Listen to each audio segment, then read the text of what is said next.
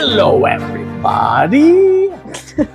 Oh my gosh, you Michael Scott. Well, yes, welcome to another hyperbolic unboxing. Because I never remember the words, the awesome words that Sarah picked out for these videos. I did pick out awesome words. This is mostly our PAX haul. Ooh, before you do that, I love your shirt. Oh yes, that is part of our PAX haul. So this is our PAX haul. What did we get? And we also have another game that they didn't have in stock, or they had sold out at PAX, so we bought it on Amazon and it's on its way. It's on its way. But that will be in another video. And then we also got So You've Been Eaten, which is awesome. So I will do the PAX haul first. So the first thing we have is this PNW, which stands for Pacific Northwest, because PAX West is in the Pacific Northwest, and apparently this publisher is inspired by the Pacific Northwest and created this book that has 6 games. If I can get to the the table of contents. Oh, there isn't a table of contents. Well, anyway, it has 6 games in here that are designed for a deck of normal playing cards, which we put we put a deck of regular playing cards. This is one of our decks. He is doing a Kickstarter, from what I understand, with his own personalized deck of cards. But he was selling these along with this bag that has these really cool tokens for some of the games that are wooden and laser cut. They're really cool. They're very cool. And so we went ahead and got that, which is really cool. And then we stuck one of our decks of playing cards in here so that we can play that along with these. You just need the book that has the rules, and then a deck of cards, Yep. and the tokens. And I will say, so we played one of these games. We played, I think, the Orca game. And normally when you see a book of games that are for a deck of normal playing cards, this is the game we played. You kind of go, those are not very good.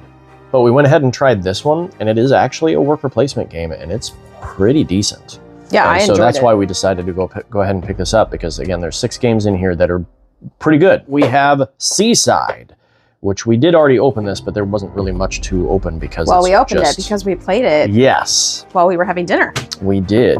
And it is a bag of tiles, and this is exactly how it was when we opened it. Just open this up, and you've got the instructions in there and these tiles. Nice. Which are very cool. They said they designed it to be played on the beach, and these tokens can definitely be played on the beach. I mean, they've been sealed on there with the paint and stuff. So if you wanted to play a game on the beach, and it's simple enough that a newbie to hobby gaming could play it, but it's definitely got some crunchy decisions in there too. Yeah, I think the goal was it's waterproof and it won't blow away, like playing cards would. Right. So Seaside. Great game. We're keeping the box so that it fits better on the shelf. Right. So we can do that. Yeah. Rather than just have a bag. So then we got Command of Nature, and this is where we also got this booth was where we got the t-shirts from. Played this at the convention and went, well, we need to get it, because that was a lot of fun. Yeah, they were selling it at their booth, and I said, I'd really like to try this out. And the guy told me it's in the gaming library. So we ran over to the gaming library and tried it, and we didn't even play a full game. We liked it so much, we just went back and bought it. This is from the creators. This is Unstable Games, from the creators of Unstable Unicorns. And I can't say I enjoy that game. But this game is a lot of fun. It's just not for you. Yeah. So, Command of Nature, here's the rule book. I love the art. I love the little characters. Which, if there is something awesome to be said about Unstable Unicorns, it is the art. Oh, the art is very, fantastic. very good. And here we go. We've got these player boards, which are very cool.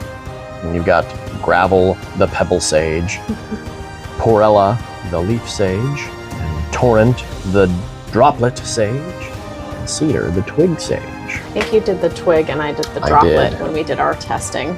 And these boards are just, they're great. Yeah, he does. And there's nothing on the back there, but yeah, each of these quote-unquote sages. He's a little frog. It's very fun. And you have all the tokens here, which we'll punch out later. Oh.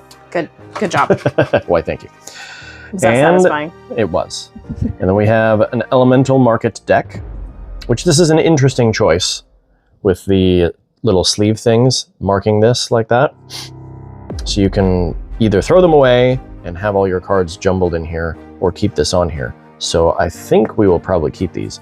And you know what? I'll pop one of these open so that you can kind of see the cards. And these go with each character. Yeah. So you have an elemental sage. This is the pebble sage. And then you've got some warriors here. And then the basic elementals. And they are kind of all the same. Oh. And then you have your champions. And these get unlocked throughout the game. And then your normal attack and defense cards and stuff like that. So there you go. That I really enjoyed the game, and the artwork just made it that much better. And then we got the expansion, because that's just awesome. And the expansion has 2 new sages. I have not seen this yet because we didn't play with the expansion. We didn't play with the expansion, so neither of us have seen this except for what's on the back. And it says that there are 2 new the Sand and Wind expansion. Nice. So let's find out what's in here. We have your standard rule book there. Very nice. Some more tokens. Oh, I like those. We have the Dusty, the Sand Sage, and Cyclone, the Wind Sage. Those are thematic. Dusty looks like a little fox. Cute. Very cute. And Cyclone is a little bird of some sort. Awesome. Yeah. Okay. Parakeet or something? I'm not really sure. And then you have the Elemental Market deck. And your deck for each sage. This is a deck building game? Yeah. It's a deck building game. So that's what the market decks are for. And that's funny. What is he holding there? Magnifying glass? I don't know. Looks like a beaker, but it's upside down. Huh. Well, it is glass because it's sand. That makes sense. Sand turning into glass, so it must be like something like that, but just much simpler. Okay. And your champions. Well, scorch his enemies with the sun and the magnifying glass. And then your standard attack.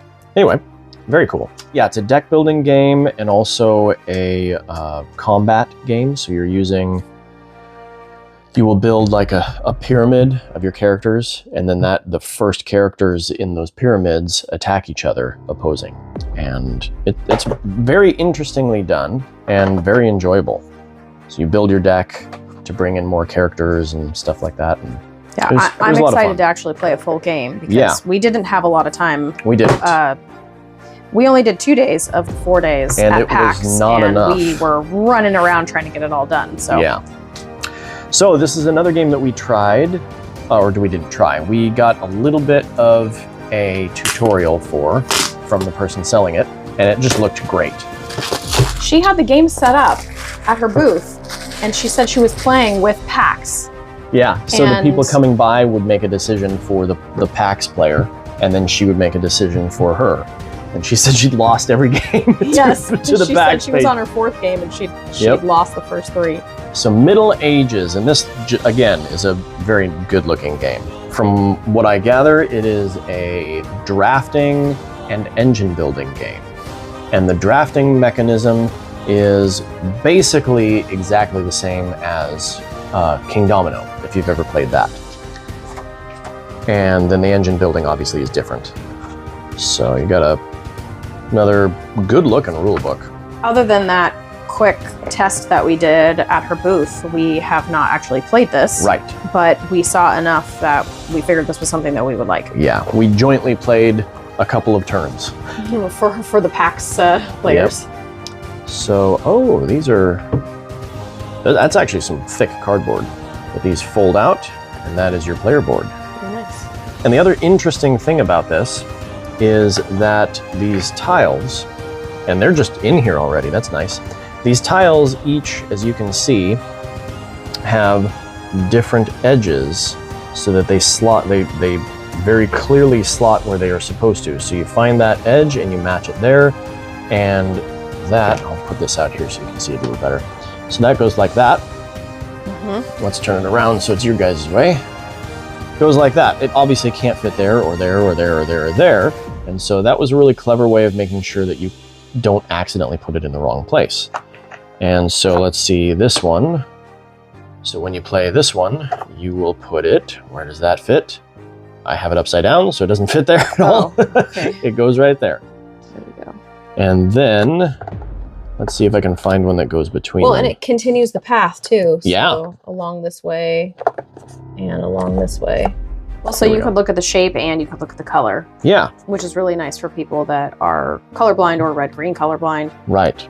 And so if I draft this one... Or people who have problems with shapes. I like shapes.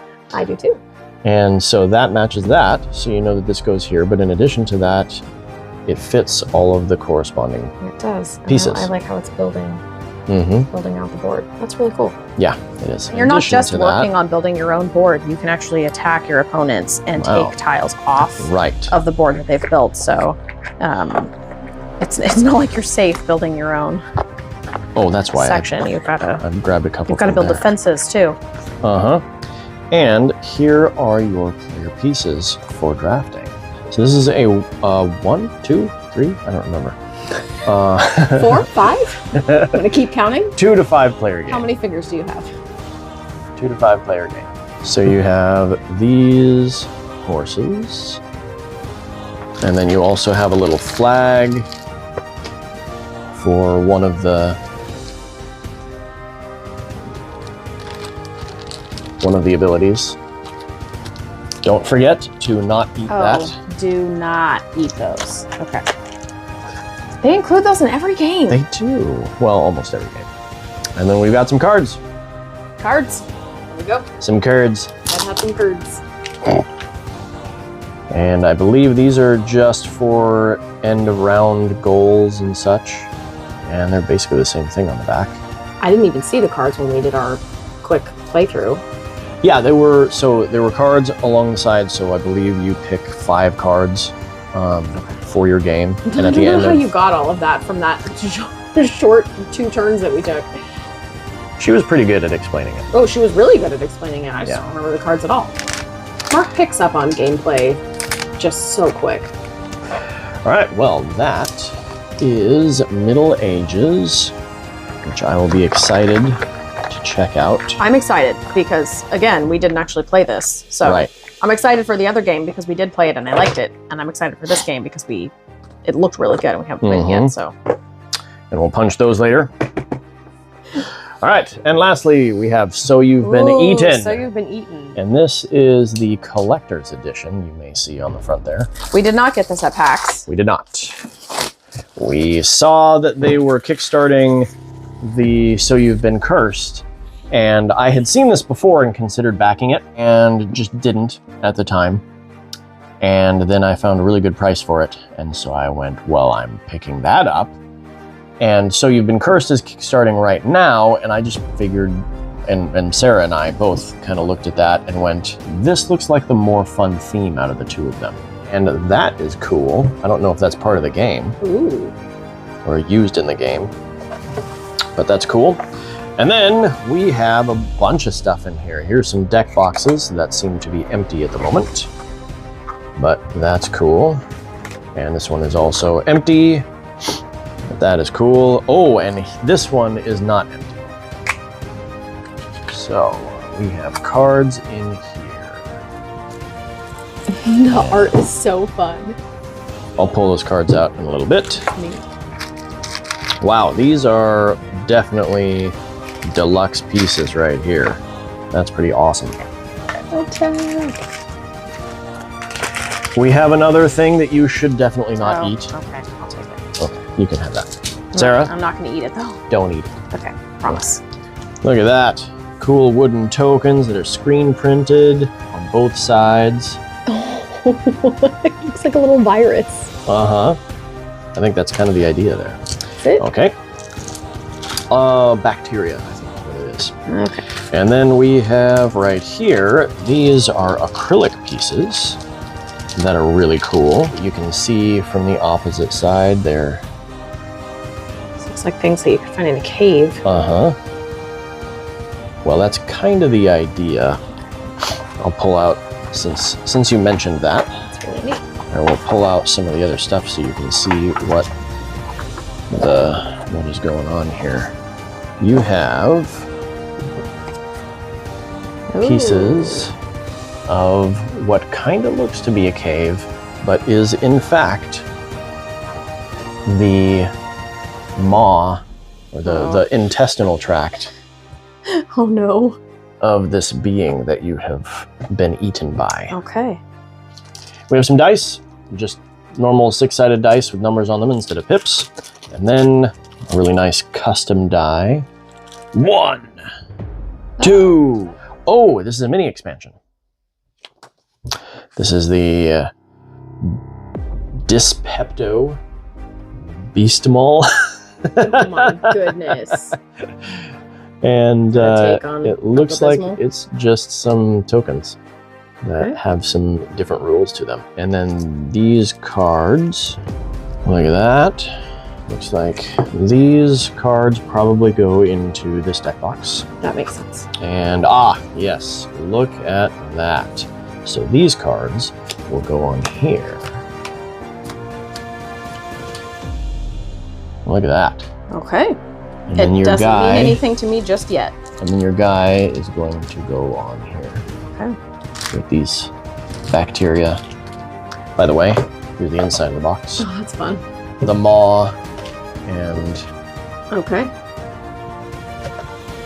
Yeah, they don't have to do that, but I love it when they put art on the inside of the box. Yep. I've been seeing that more lately. So then it looks like these will go into this box, which kind of makes sense. And I believe these are the special powers that you can get as the spaceman guy. And I didn't quest thing, yes. I didn't go into this actually. So one player, this is an asymmetrical 2-player game, or 1 or 0, as they call it. Oh, this is the one that's 0 to 2? Yes, okay. 0 to 2 players. And so one player is the astronaut that has been eaten, and the other player is the beast that has eaten the astronaut. And I don't really know much more about it other than that. And so you have an automa that can be for either side. So if you want to play it solo as the astronaut against the beast, you can. Or if you want to play it solo as the beast against the astronaut, you can. And since they made automa for each side, you could also play the automa against itself. Being a 0-player game, although you still have to cause it to, you still have to do the stuff, you just don't make any decisions. So you're the DM for the automa. Basically, yeah. So, I mean, that would be maybe interesting, I don't know. And then finally, it comes with this dice tower, which I'm going to attempt to assemble in front of your eyes. Ooh. So you've been eaten. Let's see here. Okay, let's see if we can figure out this dice tower. So that must fold like that. And this must fold like this.